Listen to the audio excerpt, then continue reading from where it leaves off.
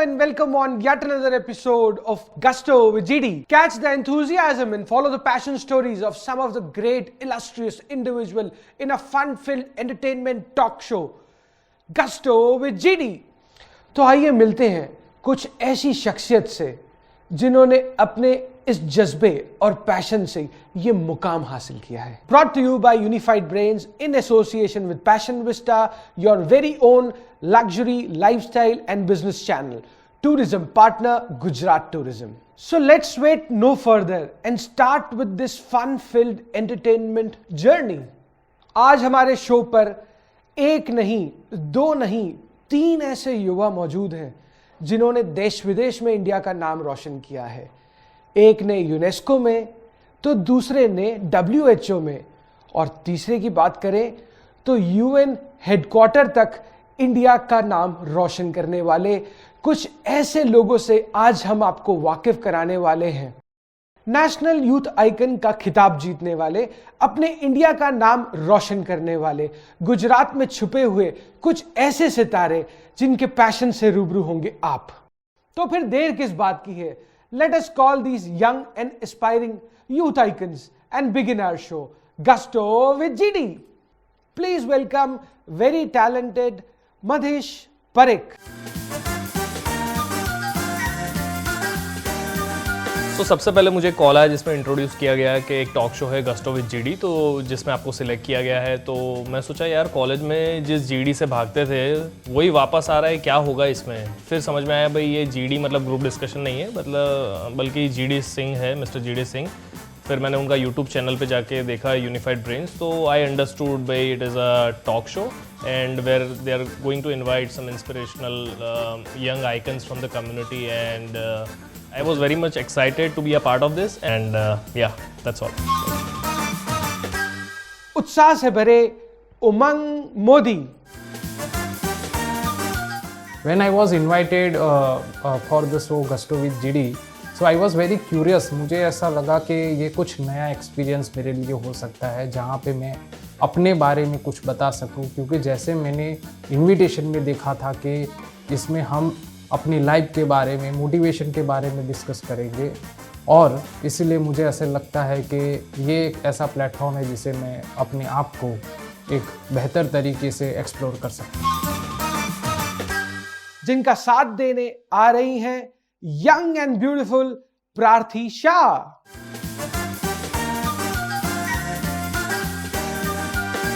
Gusto with GD show का नाम मैंने पहली बार सुना जब मुझे उन्होंने अप्रोच किया टीम ने to be part of this show, and they said कि वो एक टॉक शो करने वाले हैं. एंड जनरली ऐसा होता है कि सारी सेलिब्रिटीज़ के साथ ऐसा शो होता है, स्टार्स के साथ होता है, but this was very new कि they approached people from across the backgrounds to be part of the show. So I'm really looking forward to be part of this show and looking forward to have some fun. Hello and welcome to Gusto with GD.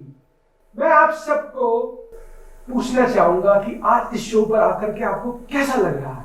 I'm feeling very excited to be on the show Gusto with GD. Very nice. How about you, Prati? I'm very happy to be part of this show. Thank you. How about you, Aman? I'm very thrilled and happy to be part of this show. Very nice. एक question मैं आपसे बहुत time से पूछना चाह रहा हूं कि आप तीन आपस में पहली बार मिल रहे हैं या आप एक दूसरे को जानते हैं? मैं प्रार्थी को पहले से जानता हूं. उन्हें मैं दिल्ली में मिला था जब हमें नेशनल यूथ आइकन अवार्ड मिला था, और मादिश के बारे में मुझे मेरे दोस्तों ने बताया था उनके काम के बारे में. बहुत अच्छी बात, मतलब आप एक दूसरे को जानते थे पहले से. जी. मादिश, आपके बारे में? डिजिटल वर्ल्ड से कनेक्टेड थे हम लोग, और प्रार्थी से तो काफ़ी 3 साल से कनेक्टेड हूँ, और काफ़ी हम लोग वर्चुअली काफ़ी मिले, लेकिन इन पर्सन फर्स्ट टाइम मिल रहे हैं thanks to this show Gusto with GD that give us an opportunity to meet. Very nice. Prarthi, आप कुछ बताना चाहेंगे? हाँ, तो उमंग से तो मैं दिल्ली में मिली थी और हम दोनों वडोदरा में रहते हैं, तो इवेंट्स में काफ़ी कोलैबोरेशन हो जाता है. उसके साथ मधीश से भी वर्चुअली ही कोलैबोरेशन हुआ था, फेस टू फेस आज मिल रहे हैं थैंक्स टू दिस शो.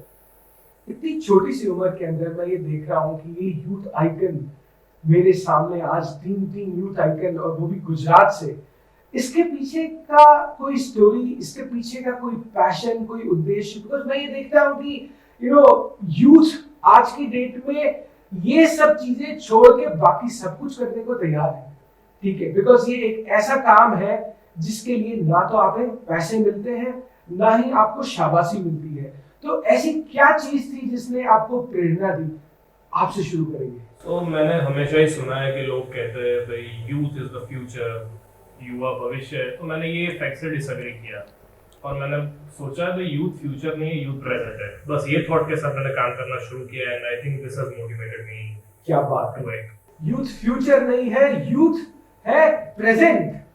राती आपसे बात करना चाहेंगे हम, आपके क्या विचार हैं इसके बारे में? बचपन से ही मेरा सपना था कि मैं एक यूथ ग्रुप चलाऊं विच वर्क्स फॉर एनवायरनमेंट, और मेरे काम के साथ I got an opportunity, I found one group, और मुझे खुद को ही बहुत मज़ा आता है यूथ के साथ काम करने के और अलग अलग इनिशिएटिव्स लेने में। I feel very happy. जी, बचपन में ही जब मैं छोटा था तभी डॉक्टर ने बताया था कि इनको हार्ट में प्रॉब्लम है, तो ये ज़्यादा सर्वाइव नहीं कर पाएंगे। फिर भी मैं अभी बाय गॉड ग्रेस हूँ, तो मुझे ऐसा लगता है कि कुछ करके जाऊँ और समाज को कुछ देके जाऊँ, और यही मेरा पैशन है, मोटिवेशन है, और मैं एक चेंज मेकर बनना चाहता हूँ। क्या बात है। तो आज हमारे सामने बैठे हैं 3 गेम चेंजर या चेंज मेकर। देखते हैं आगे इनकी जर्नी के अंदर। मदिश, मेरा पहला सवाल, if I am not wrong you are 30 years old and by profession you are a professor. Which subjects do you teach? So I teach physics along with morals and ethics. क्या बात है, physics के साथ moral और ethics. मतलब youth icon बनने से पहले क्या सबको पढ़ाई करनी पड़ती है? जी बिल्कुल, पढ़ाई करनी पड़ती है। और मैंने जब मैं अपना लॉ पढ़ रहा था और कंपनी सेक्रेटरी भी पढ़ रहा था, तब मुझे सबने बताया कि तुम्हारा आर्ग्यूमेंट स्किल अच्छा है तो लॉ करिए। तो मैंने लॉ किया और मैंने मास्टर्स किया इंडिया की टॉप यूनिवर्सिटी से, लॉ की यूनिवर्सिटी से। तो पढ़ाई एक कंटिन्यूअस प्रोसेस है जो करना जरूरी है, क्योंकि आपको दूसरों को सिखाना है तो पहले खुद को सीखना बहुत जरूरी है। क्या बात है, क्या बात है उमंग। जिस उमंग से आपने ये सवालों का जवाब दिया है, मुझे लगता है कि लोगों का उत्साह और उमंग दोनों ही बढ़ गया है। आगे आगे बढ़ते हैं हम। प्रार्थी, अब आप मत बोलना कि आप भी प्रोफेसर हो। जी, मैं बताऊं तो मेरा इसमें उल्टा है। मेरी जो शुरुआत हुई जर्नी की, वो started with a failure. I failed in 12th standard. मेरी केमिस्ट्री के साथ ज़्यादा केमिस्ट्री जमी नहीं और मैं केमिस्ट्री में फेल हो गई, और उसी टाइम उसके 10 दिन के बाद आई फाउंडेड बड़ौदा स्ट्राइकर्स। क्या बात। तो मैं पहले से प्रोजेक्ट्स वगैरह करती थी। तो मतलब पर जो फेलियर सपना ने आपको एक चुनौती दी और उस चुनौती का सामना करते हुए आपने बड़ौदा स्ट्राइकर्स कुछ निकाला। अब Yes. क्या है ये Baroda strikers? Because I think हमारी ऑडियंस जानना चाहती है कि ये प्रार्थी क्या करती है बड़ौदा में ऐसा, बड़ौदा स्ट्राइकर से। मतलब हमने तो कैरम का स्ट्राइकर देखा था आज तक, बड़ौदा स्ट्राइकर्स के बारे में आप कुछ बताइए। बड़ौदा स्ट्राइकर्स नाम इसीलिए ऐसा रखा था कि जो यूथ को अपील करे। बड़ौदा स्ट्राइकर्स, जो हम कैरम में स्ट्राइकर बोलते हैं, हम वही स्ट्राइकर्स हैं। तो आप कहाँ पे हिट करते वी हैं? Strike with science. Very nice, you strike with science. Yeah. तो आप बताइए, आपने अभी तक कहाँ हिट किया है? हम एनवायरनमेंट की हर एक जो भी थीम्स है उसके ऊपर इवेंट्स करते हैं, इनिशिएटिव्स लेते हैं, और उसके साथ जो भी सोशल कॉजेस हैं उसके लिए ईयरली इवेंट्स होती हैं। Very nice. आगे बढ़ते हैं। मदिश, 8 साल की वॉलंटियरिंग, मतलब 22 साल के होंगे आप लगभग।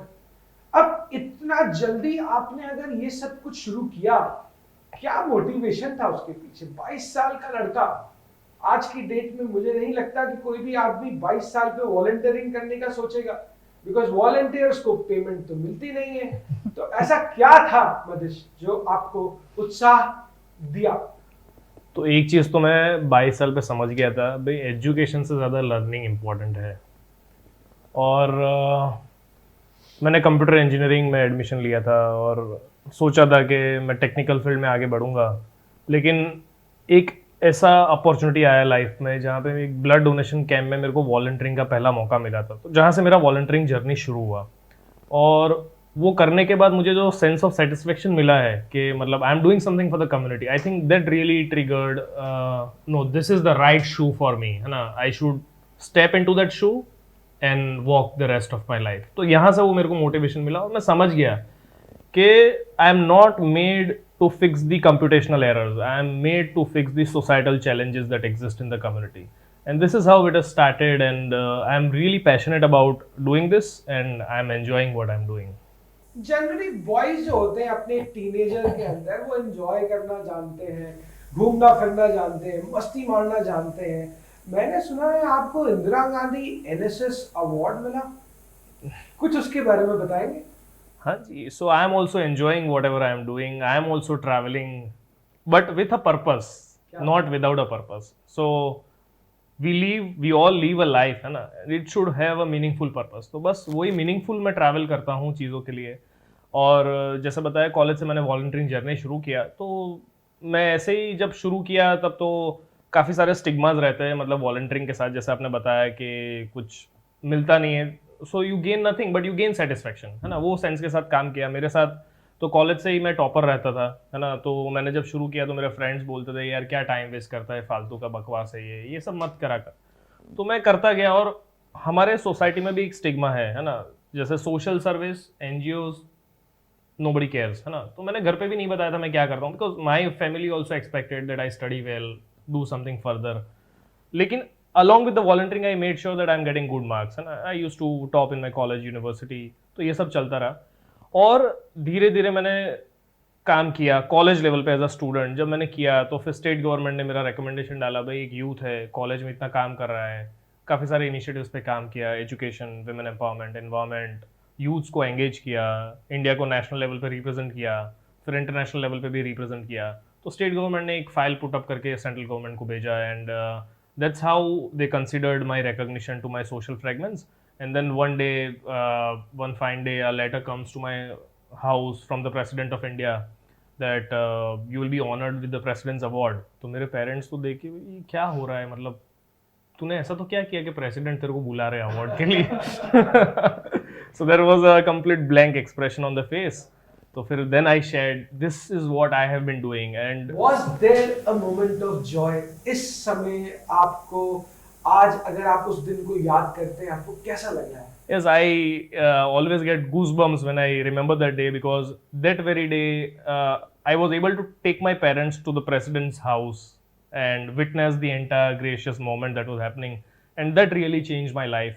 And also the perception in the community of Ahmedabad, the friends who were demotivating me that you should not go for social services, work for yourself, and now they also had a different perspective towards social service, and I was able to prove that whatever you do with heart is good, and no field is small. Absolutely. And that has really motivated many young people, and I see a change in the community of Ahmedabad that my juniors, they came up with a lot of community organizations and they have started working in this.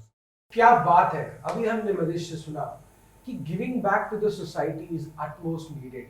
अगर ये दो चीजें, ये दो शब्द हर आदमी महसूस कर ले और इसे जल्दी अडैप्ट कर ले, तो आई थिंक आज हम सब सिर्फ गेम चेंजर नहीं, चेंज मेकर भी बन सकते हैं। आइए आगे बढ़ते हैं। उमंग जी, मैं अब आपसे सवाल पूछना चाहूँगा कि हमारे दर्शक जानना चाहते हैं कि लॉ एंड ट्रांसपोर्ट का क्या मिलाप है ये, व्हाट इज दिस? जैसे मैंने अपनी लॉ में पढ़ाई की है, उसके बाद मैंने पार्लियामेंट में काम किया, वहाँ से मुझे पॉलिसी का अनुभव मिला, और अचानक एक दिन ट्रांसपोर्ट मिनिस्टर थे उत्तर प्रदेश का, उनका कॉल आया, उन्होंने बोला कि आप ज्वाइन कीजिए, और मैंने ज्वाइन किया। और ट्रांसपोर्ट में मेरा कोई अनुभव नहीं था, लेकिन फिर भी वहाँ पे रोड सेफ्टी पे काम करने के लिए कोई तैयार नहीं था, और इसलिए उन्होंने फिर बोला कि तुम वहाँ जाके कुछ करो, तुम युवा हो, तुम कुछ कर सकते हो। इसलिए मैं ट्रांसपोर्ट में एंटर हुआ और मैंने ये देखा कि कानून तो है, लेकिन वो कानून को समझना नहीं चाहता है, और कोई इसे इम्प्लीमेंट भी नहीं करना चाहता है। पुलिस इम्प्लीमेंट करने में फेल हो रही है, लोग समझने में फेल हो रहे हैं। इसीलिए एज अ प्रोफेसर मैं लॉ को ट्रांसपोर्ट से साथ कनेक्ट करके लोगों को कानून की जानकारी भी देता हूं, और वो रोड सेफ्टी और रूल्स को फॉलो करे। इसी तरह से मैं देखता हूं कि लॉ और ट्रांसपोर्ट का बहुत ही गहरा कनेक्शन है। क्या बात है। तो आज आपको पता चला कि लॉ और ट्रांसपोर्ट भी एक ऐसी चीज़ है जो मिल सकती है। I think it was an something new for me to learn and let's see going forward how did you become a member of WHO and for what? Yeah so basically जैसा मैंने बताया कि मैं जब ट्रांसपोर्ट मिनिस्टर के साथ road safety पे काम कर रहा था उत्तर प्रदेश में, तभी मेरी मुलाकात बहुत लोगों से हुई और मैंने बहुत पॉलिसी चेंजेस भी किए, बहुत सारा जो चेंज होना चाहिए था कानून में चेंज किया, बहुत सारे नए प्रोविजंस ऐड कराए, बहुत कुछ बदलाव आया और वो बदलाव में ही लोग मुझे पहचानने लगे। और मुझे याद है कि एक मीटिंग में मैं गवर्नमेंट ऑफ उत्तर प्रदेश को रिप्रेजेंट करने मुझे मिनिस्टर जी ने भेजा। वहाँ पे WHO के कुछ लोग ने से मेरी बात हुई और बात होने के बाद उन्हें ये लगा कि ये कंट्रीब्यूट कर सकते थे, तो फिर उन्होंने उनका एक लीगल डेवलपमेंट प्रोग्राम था, क्योंकि मैं लॉ से जुड़ा हुआ हूँ, तो वो लीगल डेवलपमेंट प्रोग्राम के लिए उन्होंने बोला कि आप अप्लाई कीजिए, आपका सिलेक्शन हमारे हाथ में नहीं है, लेकिन आप एग्जाम देंगे और अगर एग्जाम देने के बाद होगा तो आप जुड़ सकते हैं इसके साथ। मतलब आपने कभी भी अपने जीवन काल में पहले से ये कभी प्लानिंग नहीं करी थी कि आप लॉ को ट्रांसपोर्ट के साथ जोड़ेंगे और बाद में लॉ और ट्रांसपोर्ट को हेल्थ के साथ जोड़ेंगे? तो आइए अब जानते हैं प्रार्थी शाह आपसे कुछ ऐसे सवाल जो हमारी ऑडियंस जानना चाहती है। एनवायरनमेंट के प्रति प्रार्थी अटूट प्रेम कब से जागरूक हुआ? ये जागरूक हुआ जब मैं थी 6th स्टैंडर्ड में और उस टाइम मुझे साइंस प्रोजेक्ट करना था और I selected mangrove as my subject. Mangrove is a salt water plant और गुजरात के पास 1600 किलोमीटर्स का कोस्ट है और वहाँ पे मैंग्रोव जो है इट्स लाइक अ कोस्टल बायोशील्ड। तो उसके अंदर मैंने बहुत सारा काम किया, 3-4 साल मैंने उस पर रिसर्च किया। वहाँ से मुझे ऐसा हुआ कि एनवायरनमेंट के लिए मुझे कुछ ना कुछ कंट्रीब्यूट तो करना ही है and if I can make a team that will be a great thing. वहाँ से आपकी शुरुआत हुई वहाँ से बरोड़ा मेरी फाइटर्स को लेकर के। हाँ, तो अभी हम जो क्लाइमेट चेंज की बात कर रहे हैं, क्लाइमेट चेंज में सबसे बड़ी 2 चीज़ें हैं। One is temperature rise and because of that is sea level rise. तो सी लेवल राइज जब होता है तब हमारी जो कोस्टल जोन है, तो कोस्टल एरिया कम होता जाता है, हमारी जो ज़मीन है इट इरोड्स। तो मैंग्रोव एक्ट्स एज अ बायोशील्ड, मतलब वो ज़मीन को पकड़ के भी रखता है और it also has a RO system and complex root system. तो उसकी वजह से क्या होता है कि कोस्टल जोन जो है उसको बचाने के लिए मैंग्रोव इज़ अ शील्ड। क्या बात है, मैंग्रोव इज अ शील्ड।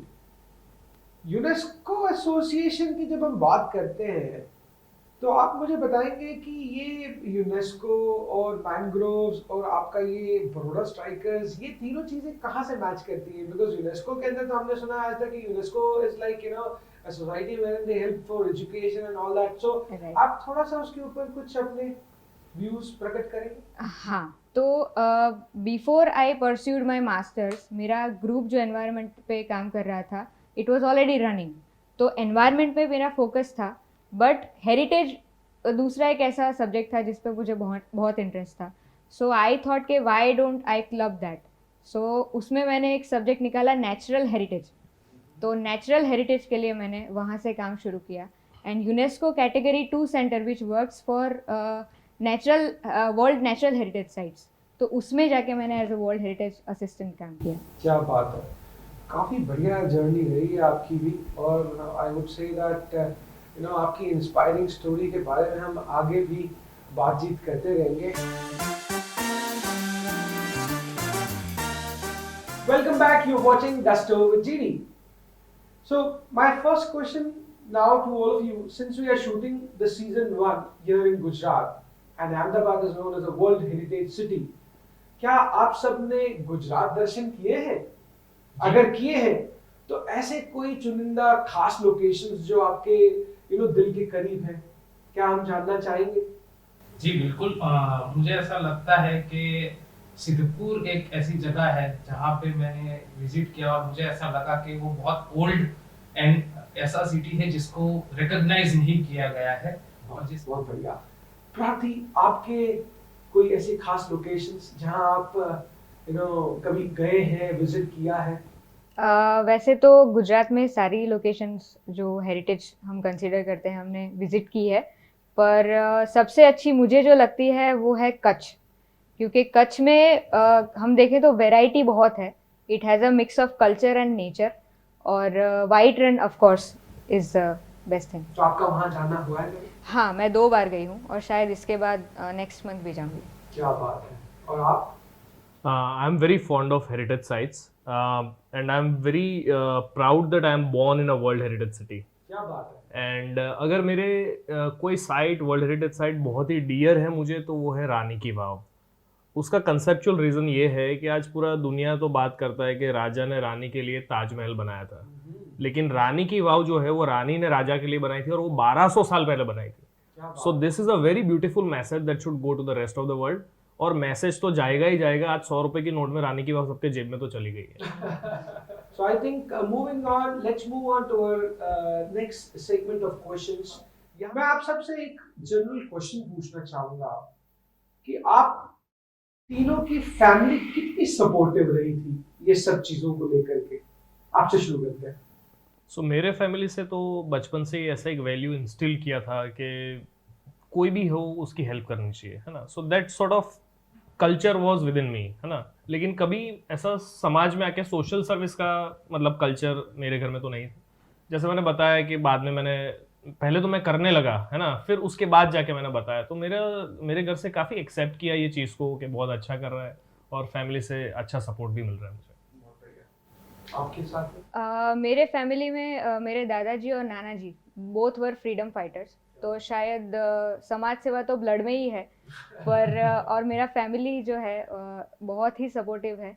तो मुझे इस सब में जाने के लिए, एनकरेज करने के लिए मेरा फैमिली जो है वो इट्स माय बैकबोन. बहुत अच्छा लगा जान के. जी, वैसे तो मेरे पेरेंट्स हमेशा कंफ्यूज रहते थे ये जीवन में करेगा क्या, क्योंकि मैं बचपन से स्कूल में भी इतना अच्छा विद्यार्थी नहीं था. तो और बहुत सारे टीचर का ये मानना था अगर ये 10वीं पास कर दे तो भी बहुत बड़ी बात हो जाएगी, इसलिए उनको मेरे से तो कोई एक्सपेक्टेशन इतनी नहीं थी. और बाद में मैंने इतना सब किया, लेकिन फिर भी उनको एक अंदर से जो एक मिडिल क्लास जो होता है कि इतना सब घूम रहे हो, कर रहे हो, लेकिन कोई सस्टेनेबल अर्निंग नहीं है तुम्हारी, तो उसमें मैं मानता हूँ कि यस, उनका जो सपोर्ट है वो जिस तरह से था वो सही था. बहुत ही बढ़िया, बहुत ही बढ़िया. सेवा में मेवा नहीं मिलता और दिन भर महंगाई बढ़ती जा रही है. What is your take on this? देखो, मेवा तो वैसे भी बाजार में मिलता है, तो मैं मेवा खा लेता हूँ. समाज सेवा का मेरा एक फंडा क्लियर है कि व्हाट इज सेवा. मेरा एक खुद का डेफिनेशन है, something you do without any expectation. तो मेरा कोई एक्सपेक्टेशन नहीं है, इसीलिए मेरा जो इकोनॉमिक एक्टिविटी है, so I am into academics. So I have made it very much clear from beginning कि social service is something that is I am going to do without expectation, है ना. Only why I am doing that is because I am passionate about doing and passionate about bringing a change. So ये मेरा एक fundamental clear है और इसी के साथ मैं आगे बढ़ रहा हूँ. बट अगर हम यूथ की बात करें तो यूथ ये भी कहेगा कि अगर कमाई नहीं होगी तो खर्चा कहाँ से करेंगे. तो what is your take on that as well? Correct. तो आज अगर आप देखें तो social development sector is the biggest sector globally. आप जितनी भी बड़ी एजेंसीज देख ले, यूनाइटेड नेशंस है, उनकी भी काफ़ी एजेंसीज है, यूनिसेफ है, यूनेस्को है, यूएनडीपी है, यूएनएचआरसी है. This are all social development organisations, WHO है ना. तो ये सारी सोशल डेवलपमेंट ऑर्गेनाइजेशंस है, and for any country to progress it should have development, and that is social development. और वो हमेशा रहेगा, दुनिया रहे या ना रहे, सोशल डेवलपमेंट होना ही होना है. तो आप ये कहते हैं, आपका ओपिनियन यही है कि एक तरफ आप कमाइए और दूसरी तरफ बिल्कुल. आप सेवा कीजिए. बिल्कुल. Over to you. हाँ, first I agree with what Madish said, and मैंने भी सेवा और मेवा दोनों अलग रखे हैं. तो जब सेवा की बात आती है तो मेरे जो भी यूथ एम्पावरमेंट, एनवायरनमेंट और हेरिटेज के इनिशिएटिव्स हैं वो सारे वॉलेंटरीली हैं, और I also work as an independent heritage consultant. तो उसके जो प्रोजेक्ट्स होते हैं वहाँ से आई अर्न. Very nice. मतलब आपने भी दोनों ही चीजों हाँ, को एंड अलग-अलग ऑल्सो डिपार्टमेंट में जब रखा है. हम यूथ की बात करते हैं ना, तो जब वहाँ पे वो लोग पैसा देखते हैं तो एक ग्रीड आ जाती है, और जो वो हम सेवा से करते हैं ना, वो उसका जो एक्सप्रेशन है वो बदल जाता है. So I think a very inspiring talk. I think moving on, उमंग जी आप मुझे कुछ बताएंगे? मेरे लिए सेवा मतलब जो हम कॉर्पोरेट सोशल रिस्पॉन्सिबिलिटी समझते हैं, उसी तरह इंडिविजुअल सोशल रिस्पॉन्सिबिलिटी, तो मैं इसको एक इंडिविजुअल सोशल रिस्पॉन्सिबिलिटी के तौर पे मानता हूँ. इसलिए मेवा का कोई सवाल ही नहीं है. इसमें वॉलेंटियरिंग, सेवा का मतलब है वॉलेंटियरिंग. वॉलेंटियरिंग में कोई आशा और एक्सपेक्टेशंस नहीं होती है, और हम समाज को जो भी वापस दे सके वो मुझे लगता है बहुत सही. बहुत ही बढ़िया बात है, बहुत ही उम्दा ख्याल है आप तीनों के ही. As a young man and woman काफी सारी चीजें होती हैं जो आम लोग करते हैं, जैसे पार्टी करना, दोस्तों के साथ में ट्रिप्स एंजॉय करना, late night affairs and all. आप तीनों के बारे में कुछ ऐसा कोई वाकिफ जो आप लोग याद कर पाए? ये मुझे ऐसा लगता है कि मैं जब 2014 में ही जब मैं बेंगलोर गया था, तब मुझे पहली बार ये सब पता चला कि ये सब, बिकॉज मैंने अपना जो भी समय था वो एक पढ़ाई में और उसी में बिताया है. लेकिन मुझे ये लगता है कि सब कुछ एक्सपीरियंस करना जीवन में, मतलब जिस तरह का एक्सपीरियंस लोग समझते उस तरह का नहीं, बट जीवन को एंजॉय करने के लिए सब तरह के एक्सपीरियंसेस और सब तरह की चीजें बहुत जरूरी है. इसलिए मुझे ये लगता है कि इसका लाइफ में बैलेंस होना बहुत जरूरी है, और ये बैलेंस ही है जो मुझे लगता है कि हमें बहुत सिखाना है. तो कैसे एंजॉयमेंट को आप कैसे बैलेंस करते हैं? थोड़ा सा कुछ बताना चाहेंगे? कुछ मसाला निकल के अगर आए तो थोड़ा ज्यादा अच्छा लगेगा. जी, बेसिकली एंजॉयमेंट मेरे लिए तो मेरा जो समय जो मूवीज और travelling with the purpose, not travelling जैसे टूरिस्ट टाइप ट्रैवलिंग नहीं, ट्रैवलिंग एजुकेशनल ट्रैवलिंग, पर्पस के साथ ट्रैवलिंग, वो मुझे ज्यादा मोटिवेट और उससे मैं और ज्यादा एंजॉय करता हूँ. और उसके साथ साथ बस मेरा एक अपना शौक है कि मैं हर कंट्री की और हर लैंग्वेज की मूवीज देखना पसंद करता हूँ. तो मेरे लिए मुझे ये लगता है और ज्यादा जरूरी है, इसलिए मैं अपना जो एंजॉयमेंट जो है मैं उसी को कंसीडर करता हूँ. राफी आपके केस में? मेरे केस में ऐसा था कि स्कूल और कॉलेज में मेरे जो फ्रेंड्स थे वही मेरी टीम थी, तो हम सब साथ में ये जो काम करते थे उसी को एंजॉय करते थे, तो हमारे लिए वही पार्टी बन जाती थी. और उसके अलावा मेरी जो हॉबीज़ है, आई सिंग, तो बहुत सारे कॉन्सर्ट्स किए मैंने, और उसके साथ फोटोग्राफी एक दूसरी हॉबी थी, तो उसके लिए I travelled a lot and I also managed few photography workshops, तो उसमें घूमना भी हो जाता था. तो ये सब तो आ गया, और किसी चीज़ की ज़रूरत नहीं है. बहुत ही अच्छी बात है. अब आपने फोटोग्राफी का जो जिक्र किया है, उससे मेरा दूसरा प्रश्न मेरे दिमाग में एक ही उभर के आ रहा है कि आप फोटोग्राफी करते हैं तो अपनी करते हैं या किसी और की करते हैं? मैं अपनी फोटोग्राफी भी नहीं करती और किसी की भी नहीं करती क्यों? हूँ. हमने तो सुना है लोग आजकल सेल्फी क्वींस होती हैं, अपनी फोटो खींच खींच के, तो लड़कियां मतलब Instagram social media is full of that. Selfie लेने के लिए मैंने एक अलग से इनिशिएटिव रखा है, that is called heritage selfie series. क्या बात है, अब वहां पे भी इनिशिएटिव? जी, तो जहाँ भी मैं कोई भी हेरिटेज साइट जाके विजिट करती हूँ, तो I take a selfie with it, और उस सेल्फी के साथ I describe the heritage site, तो उससे एक अवेयरनेस भी आती है, and it is an initiative which people join. Youth को अच्छा लगता है सेल्फी लेना, तो आई थॉट के उसी को हम इनिशिएटिव बना देते हैं. एंड विद दैट फोटोग्राफी में जैसे आपने बोला, तो nature photography is my priority, तो उसमें लैंडस्केप्स मैं सबसे ज़्यादा प्रिफर करती हूँ. लोगों के भी कभी कभी, हाँ, पैशन है, लोगों के भी कभी कभी ले लेती हूँ, पर ज़्यादा नेचर के. आपकी कोई इस तरीके की हॉबी? सो लाइफ के हर मोमेंट को एंजॉय करना है ना. So I try to get into that particular moment, I try to expand that particular time frame, and I try to fit myself, और उसको कैसे सेलिब्रेट करना. Because see life is not just that you come on this planet, you live and go. It is also about celebrating what is around you and also appreciating whosoever is around you. तो ये मेरा एक है. और मेरा पहले hobby हुआ करता था, I used to sketch, paint, I used to go on a shooting range, I used to shoot.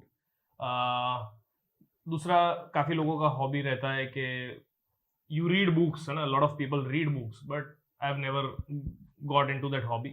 What I believe is जो लोग वो किताब को लिखते हैं मेरे को उनको पढ़ना है. So I network with people, I meet with people, and I try to understand, because networking is the biggest asset of this century, and it is very important to network with people. तो मदेश, आपने बताया networking का आपको बहुत शौक रहा, लेकिन ये लॉकडाउन के दौरान तो सबकी नेटवर्किंग जीरो सी हो गई थी. तो ये 7-8 महीने आप सबके कैसे रहे, मैं जानना चाहूंगा. सो मेरा तो सबसे ज्यादा नेटवर्किंग लॉकडाउन में हुआ, क्योंकि मैं डे 1 से ऑन ग्राउंड था. मैं डे 1 से अहमदाबाद पुलिस के को असिस्ट कर रहा था, अहमदाबाद कलेक्टर को असिस्ट कर रहा था, एएमसी कमिश्नर के साथ हमने काम किया. तो सबसे ज्यादा नेटवर्किंग हमारा हुआ. प्लस हमने अहमदाबाद के जो सब अर्बन एरियाज है वो भी हमने एक्सप्लोर किए. लोगों की क्या मुश्किलें हैं, we try to assist. We reach to minimum of 28,000 households, supporting them with ration kits. Doctor को पीपी किट्स दिया. एएमसी हॉस्पिटल्स में हमने उनको ग्लव्स, मास्क, जो भी चाहिए था वो हमने उनको असिस्ट किया. तो अच्छा एक्सपीरियंस रहा लॉकडाउन में. आपका? मेरा ऐसा था कि इतना टाइम घर पे मैं बहुत सालों के बाद रही. क्या बात. तो it was a bonding moment for my वो शायद- फैमिली. वो शायद आपका ही नहीं, सबका ही हाल कुछ ऐसा ही था. एग्जैक्टली. हाँ. तो बहुत कुछ बैठ के सोचने का टाइम मिला, और उसी टाइम हम सब वर्चुअल इवेंट्स पे स्विच हो तो गए. ये फोटोग्राफी की क्लासेस शायद घर पे बैठे बैठे तभी तो नहीं ली. फिर फोटोग्राफी जो मैंने की थी उसको देखने का मौका मिला कि हाँ. I had to go through my folders. तो ये मुझे पुरानी टाइम मिल यादें- गया. पुरानी बिल्कुल. यादें ताजा करी. हाँ. और आपने, उमंग जी? मेरा तो अनुभव इतना अच्छा इसलिए नहीं रहा क्योंकि मुझे हमेशा स्टूडेंट से इंटरेक्ट करना पसंद रहता है, और बिना स्टूडेंट के बड़ा सुना सुना सा लग रहा था. तो फिर मैंने अपना जो एक टारगेट था कि कुछ इतनी मूवीज और इतना जो भी है एटलीस्ट खत्म करना है. So I could able to achieve only 10% of it, जो इंस्पायरिंग.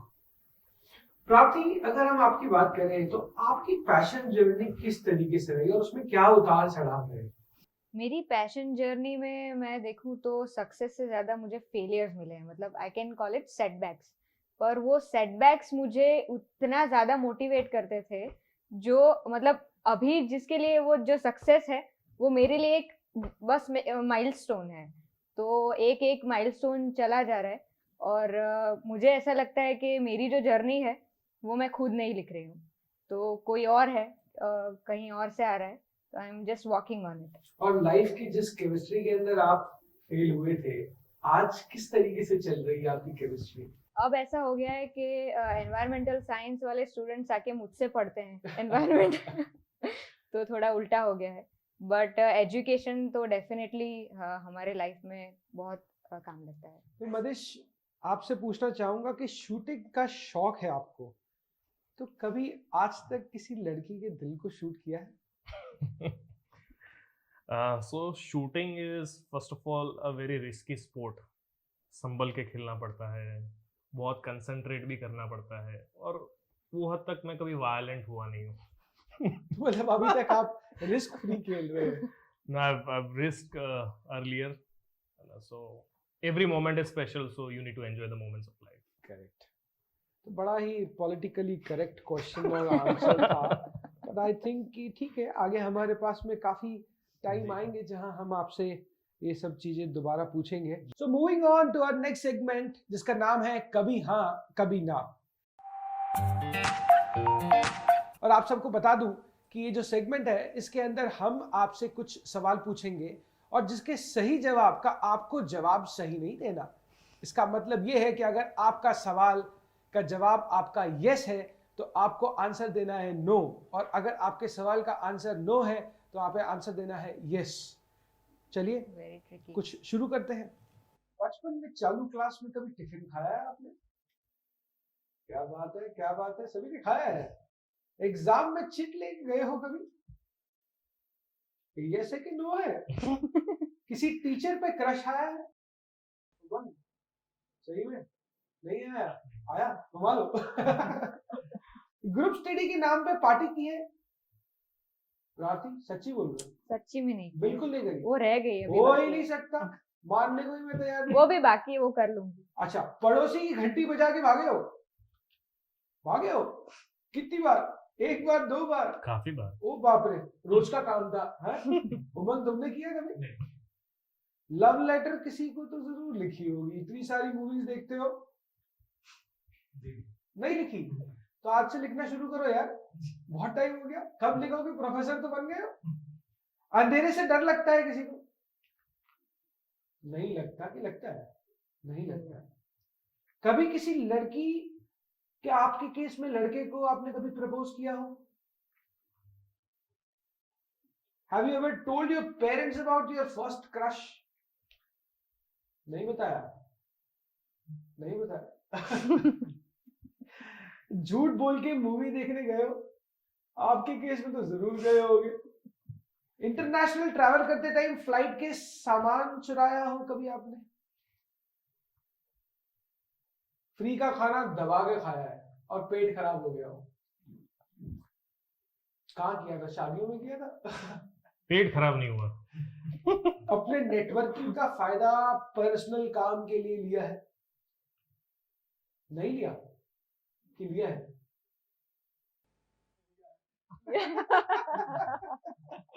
बहुत बढ़िया, बहुत बढ़िया। इसी के साथ हम अपने सेगमेंट 3 को फिनिश करते हैं। तो शुरू करते हैं हमारे एक टास्क राउंड से, जहां पे मैं आपको एक टास्क दूंगा। इस टास्क के अंदर हम आपके अंदर का एक्टर को उजागर करना चाहते हैं।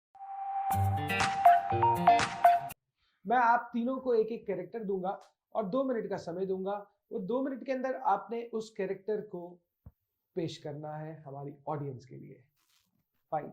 तो आज का हमारा थीम है, जो कि आप मूवीज से इंस्पायर्ड, तो आई थिंक आपने शोले तो जरूर देखी होगी, ठीक है? तो आज हम उमंग को बनाते हैं बसंती, प्रार्थी को बनाते हैं गब्बर, और मधेश आप बनेंगे वीरू। तो हो जाए तैयारी शुरू। अरे ओ सांभा, कितने आदमी थे? वो 3, और फिर भी तुम ऐसे वापस आ गए। नाच बसंती। बसंती, इन कुत्तों के सामने मत नाचना। नहीं, मैं नाचूंगी। वो सब तो भाग गए, अब तेरा क्या होगा कालिया? क्या बात है, क्या बात है। आप तीनों ने बसंती की रूह के अंदर जाकर के डायलॉग खींच के लेके आए हो लगता है। शुरू करते हैं हमारा नया सेगमेंट, जिसका नाम है ऑन फायर विद जीडी। ये एक रैपिड फायर राउंड रहेगा, जहां पे मैं आपसे कुछ सवाल पूछूंगा और उसके आपको सही सही और जल्दी से जल्दी आंसर देने रहेंगे। शुरू करते हैं मधीश आपसे। सोशल वर्क करना या आपके स्टूडेंट का होमवर्क चेक करना, क्या ज्यादा डिफिकल्ट है? स्टूडेंट का होमवर्क चेक करना। 3 बैड हैबिट्स जो आप अपनी बताना चाहें। ज्यादा काम करता हूँ, रेस्ट कम लेता हूँ, और जल्दी से ना नहीं बोल सकता। बहुत ही सोच समझ के बोलते हो आप हमेशा। Describe yourself in 3 words. To me, 3 words are not enough. Soul on a journey of transformation. From the current political leaders, who do you see as the most suitable prime minister? The one who is passionate about driving the country. And who, according to you, would that be? It can be you. Oh my God, I'm blushing. If not professor and volunteer, तो क्या होते? Me, myself. That's simple. Fill in the blanks. You love to sleep wearing only? Boxes. First thing you observe in woman is? Eyes. Pakka. Sure. Your first ever girlfriend was at the age of? 20. 20. If there is one movie character you can become, who would that be? So I'm not much into movies. गलत question आ गया, ये उमंग जी को जाना चाहिए था। What product would you never choose to promote in your life? No idea. No idea. Anyways, I think ये rapid fire round था, जल्दी जल्दी प्रश्न देना था। 2-1 प्रश्न हमारे रह गए। मूविंग ऑन, बढ़ते हैं हम प्रार्थी के साथ। स्वच्छ भारत अभियान हिट या फ्लॉप? इन अ वे हिट, पर अभी काम चल रहा है। तो we can't say. Texting or talking? What do you prefer? In person talking, group हो तो texting. If God wants to give you a superpower, what would you ask and why? Ability to help would be my super. And why? Because कभी ऐसा हो जाता है कि I have limitations. तो अगर मुझे limitations ना हो तो I can help anyone. बहुत बढ़िया. How long do you take to get ready for a party? At least half an hour. सही बात है. At least half an hour. हमने तो सुना है लड़कियां 1-1 घंटा लेती हैं. हाँ मतलब मैंने बोला ना at least, फिर उसके ऊपर ओह, मिनिमम वाली बात है, मैक्सिमम का कोई लिमिट नहीं है. One thing you hate that tourists do at a tourist place. littering. Oh. On a scale of 1 to 10, how good you are in keeping secrets? I would say 7.5. 7.5. Describe your dream date. Dream date. A chai and a mountain view. क्या बात है भाई? Describe in 3 words how would you want your him to be? Simple, elegant, and straightforward. 3 changes in boys in general, whatever you wish.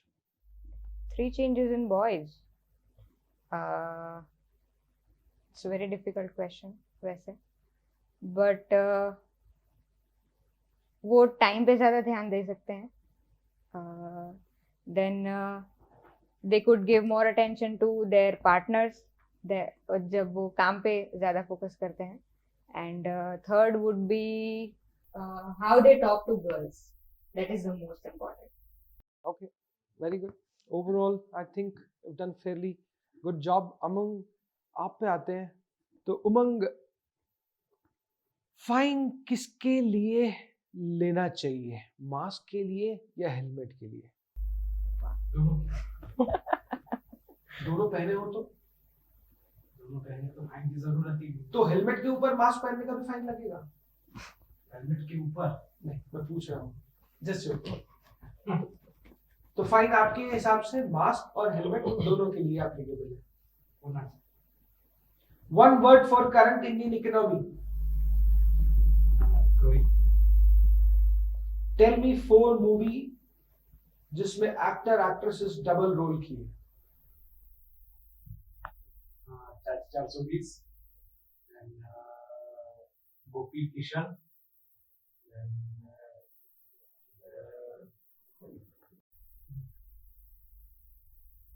जुड़वा 2. Smart. Name 3 Indian movies who made it to Oscars. 3 movies. Mother India, सलाम Bombay, luck. क्या बात है, ये बड़ा जल्दी ले लिया आपने. After Modi ji, who among the current leader is worthy of being the Prime Minister of India? Without any doubt, Yogi Adityanath. Katrina Kaif or Deepika Padukone? I don't prefer. Between this, I have to choose. Then Deepika. If given a chance to redirect one Bollywood and one Hollywood movie, which one that would be and why? Lunchbox. Hollywood, American. One concern you have with the Indian government today? Not listening to the people. Irfan Khan की 5 movie का नाम बताओ. 30 seconds. Karwa, latest one. Hansing Tomar and Hasim, Madari. Very nice. So I think it was fun, guys. Thank you so much. बहुत मजा आया मुझे, और मुझे लगता है कि हमें स्ट्रेट फॉरवर्ड एक विनर दिखाई दे रहा है. So without any delay, I would say that इस राउंड के विजेता हैं मिस्टर उमंग मोदी, जिनके नाम में उत्साह है और नाम में है मोदी. ये है mister Umang Modi. So yes, when I came here, I entered into this fancy looking room, and I was very much surprised what is happening here. And what was chaired by Mr. G.D. Singh was really well, and it was also more fun while talking, and we came out with a lot of good experiences, and also hearing Prarthi and Mr. Umang, who shared about the life and real motivational stories. I think that was the most what I liked, and also this entire talk show had fun activities, and I'm very happy that I am a part of this. इस पूरे show में बहुत मज़ा आया. Set of questions भी ऐसे थे जो हमारी खुद की जर्नी को रिफ्लेक्ट करते थे. मेरे साथ जो मेरे दोनों फ्रेंड्स थे उनकी भी जर्नी उतनी ही इंस्पायरिंग थी, and GD sir handled it so well. तो I think it was a very new experience for me to part of a show or talk show. Generally मैं अपने YouTube वीडियोस बनाता हूँ और बहुत सारे न्यूज़ चैनल्स में जाता हूँ, but I think this was something new, जहाँ पे मुझे हर सेगमेंट में अपने आप को एक्सप्लोर करने का मौका मिला, जिसमें हर सेगमेंट में मैंने कुछ सीखा है. और एक सेगमेंट में हमने अपनी लाइफ के बारे में बात की, एक सेगमेंट में हमने फन एक्टिविटी की. तो I think this is an overall package, and it's a wonderful experience for me. Thank you.